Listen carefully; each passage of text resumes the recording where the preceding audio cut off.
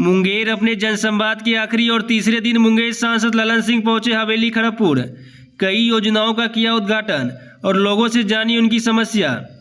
दरअसल जदयू के राष्ट्रीय अध्यक्ष मुंगेर सांसद राजीव रंजन सिंह उर्फ ललन सिंह जनसंवाद कार्यक्रम के तहत हवेली खड़गपुर प्रखंड के विभिन्न पंचायतों में अलग अलग स्थानों पर पहुंचकर जन समस्याओं से रूबरू हुए और कई योजनाओं का भी उद्घाटन किया।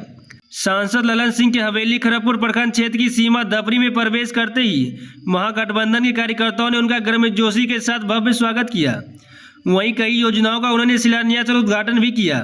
साथ ही ग्रामीणों से मिल उनकी समस्या भी जानी और अधिकारियों को उसे जल्द निपटाने का निर्देश दिया। वहीं दोनों सभा को संबोधित करते हुए जदयू के राष्ट्रीय अध्यक्ष मुंगेर सांसद राजीव रंजन सिंह उर्फ ललन सिंह ने कहा कि मुख्यमंत्री ने जो जातिगत आधारित जनगणना कराई है वह सिर्फ जातिगत आधारित जनगणना ही नहीं बल्कि आर्थिक रूप से जो पिछड़े लोग हैं उनका भी जनगणना कराया गया है।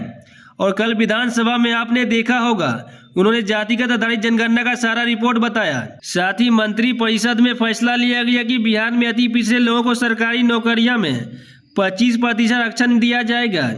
पिछड़े वर्ग के लोगों को 18% आरक्षण मिलेगा, जबकि आर्थिक रूप से पिछड़े लोगों को 10% आरक्षण दिया जाएगा। साथ ही बताया कि आर्थिक रूप से पिछड़े लोगों को जिनकी संख्या 94 लाख है बिहार में, उसमें राजपूत, भूमिहार, ब्राह्मण के अलावा भी कई जातियां शामिल हैं। उन्हें सरकार 2 लाख का अनुदान राशि प्रदान करेगी ताकि वो और सशक्त हो सके। जाति आधारित गणना नीतीश कुमार जी ने कराया। जाति आधारित गणना सिर्फ नहीं कराया उन्होंने आर्थिक रूप से पिछड़े जो लोग हैं उनका भी गणना कराया और उनकी भी गिनती कराई कि किस समाज में कितने लोग आर्थिक रूप से पिछड़े हैं। और कल विधानसभा में आप लोगों ने देखा हो अखबार में, कल विधानसभा में उन्होंने सारा रिपोर्ट जाति आधारित गणना का पेश कर दिया। क्या है उस रिपोर्ट? और उस रिपोर्ट के आधार पर कल ही मंत्री परिषद ने फैसला कर लिया अति पिछड़े वर्ग के लोगों को सरकारी नौकरी में बिहार में 25% का आरक्षण मिलेगा। 25% का आरक्षण मिलेगा। पिछड़े वर्ग के लोगों को 18% का आरक्षण मिलेगा। आर्थिक रूप से पिछड़े लोगों को 10% का आरक्षण पहले से प्रावधान किया हुआ है। व्यवस्था उन्होंने दिया है और विधानसभा में पास होगा।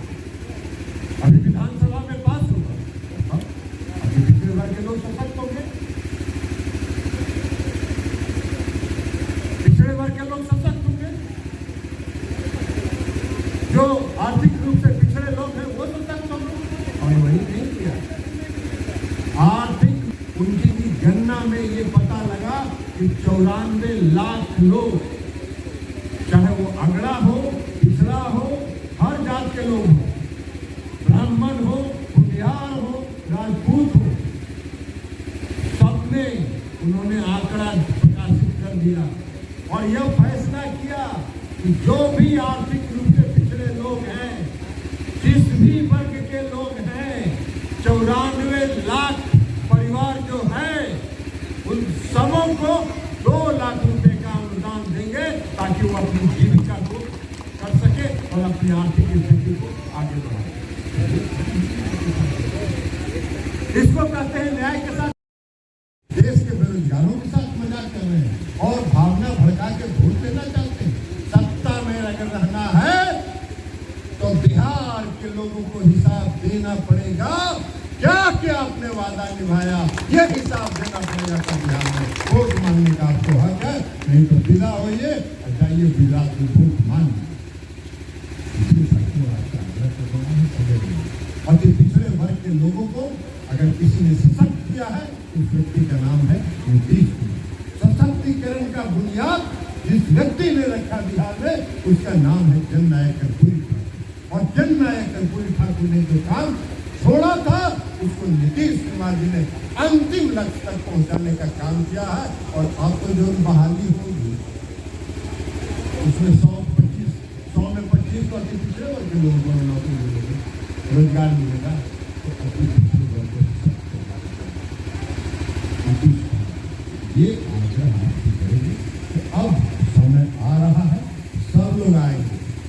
सीजन होता है, जब बरसात होता है तो मेढक निकलता है, मेढक टटराता है, बहुत लोग आए, बहुत तरह की बात करेंगे, कुछ नहीं, सीधा सवाल पूछे और अगर आपको वो संतुष्ट कर देते हैं आपके सवाल से तो फिर उनको वोट मांगने का है।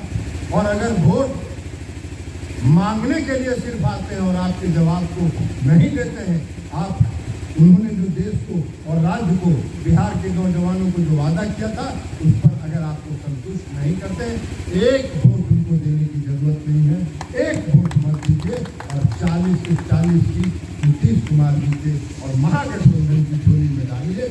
यही अपील करते हुए हम अपनी बात समाप्त करेंगे। एक बात कहते हुए कि जो भी समस्याएं आपने बताई है, इन सारी समस्याओं का समाधान हम निकालने का प्रयास करेंगे। बहुत